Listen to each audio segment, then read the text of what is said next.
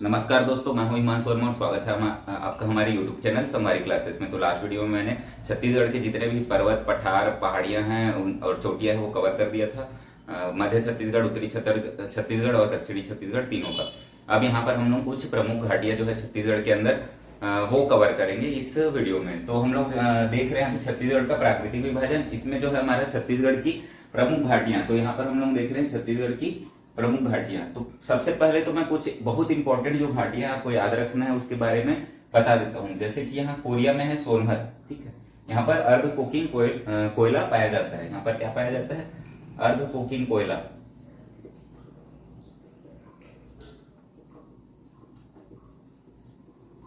ये याद रखेंगे। उसके बाद जो आपका इस साइड है जसपुर, जसपुर में आपका है लोरो घाटी। लोरो घाटी जो है फूलों की घाटी के नाम से प्रसिद्ध है। उत्तरी छत्तीसगढ़ में अगर देखें तो फूलों की घाटी नाम से कौन सा घाटी प्रसिद्ध है? लोरो घाटी, जो कि जसपुर में है। ये आप लोग नोट करते जाइए, ठीक है। तो ये जो जसपुर है वहां पर लोरो है, लोरो घाटी है जो फूलों की घाटी के नाम से प्रसिद्ध है, फूलों की घाटी। इसके बाद जो आपका चिल्फी घाटी है ये आपका पड़ेगा कवर्धा वाले क्षेत्र में। तो चिल्फी घाटी जो है आपका कवर्धा, कबीरधाम जो जिला है वहां पर पड़ेगा। और यहाँ पर आपके लौह अयस्क पाए जाते हैं। तो यहाँ पर आपका लौह अयस्क याद रखेंगे, लोहा। इसके बाद आपका टूरिस्ट के नाम पे अभी 2-3 जो घाटियां हैं यहाँ पर बहुत फेमस हुई हैं। तो खैरागढ़ छुई खदान गंडई में बैतल रानी जो घाटी है, ये अभी पर्यटन की दृष्टि से बहुत ज्यादा ये सुर्खियों में था। तो ये याद रखेंगे, खैरागढ़ छुई खदान गंडई में बैतल रानी और राजनांदगांव में ब्रिजवानी। तो ये 2 घाटियां यहाँ पर याद रखेंगे। इसके बाद जो नीचे है साउथ में दक्षिण छत्तीसगढ़ में नारायणपुर जिले में खुसरेल घाटी। खुसरेल घाटी जो है आपका सागौन के लिए प्रसिद्ध है। ये जो है आपका यहाँ पर सागौन के लिए प्रसिद्ध है। केशकाल घाटी जो है अपने 12 मोड़ों के कारण प्रसिद्ध है। और जो यहाँ पर है आपका इंद्रावती और महानदी के बीच जो है जल विभाजक का कार्य भी केशकाल घाटी करती है। इसके बाद जो है नीचे यहाँ पर विंता घाटी पड़ेगा, ये भी बस्तर क्षेत्र में है। केशकाल घाटी जो है आपका कोंडागांव से जब बस्तर आएंगे तब ये पड़ेगा, ठीक है। केशकाल घाटी जो है आपका 12 मोड़ों के लिए ये प्रसिद्ध है, ठीक है। ये कोंडागांव वाले क्षेत्र में है। इसके बाद जो आपका है दरभा घाटी, ये बस्तर में है। और झीरम घाटी जो है सुकमा में, ठीक है। दरभा घाटी जो है बस्तर में है, झीरम घाटी जो है सुकमा में है। दरभा घाटी अभ्रक के लिए प्रसिद्ध है। तो ये आप लोग याद रखेंगे, दरभा घाटी जो है अभ्रक के लिए प्रसिद्ध है। तो इतने जो है इंपॉर्टेंट घाटियां जो है जो ज्यादातर चर्चित रहती हैं वो है। तो ये आप लोग याद पहले रखेंगे। इसके बाद जो है जिले के अनुसार अगर देखें तो कोरिया जिला जो है आपका उत्तरी छत्तीसगढ़ से हम लोग शुरू कर रहे हैं। तो कोरिया जिला में 2 घाटी याद रखना है, सोनहत और बालम। 2 घाटी है यहाँ पर, सोनहत और बालम।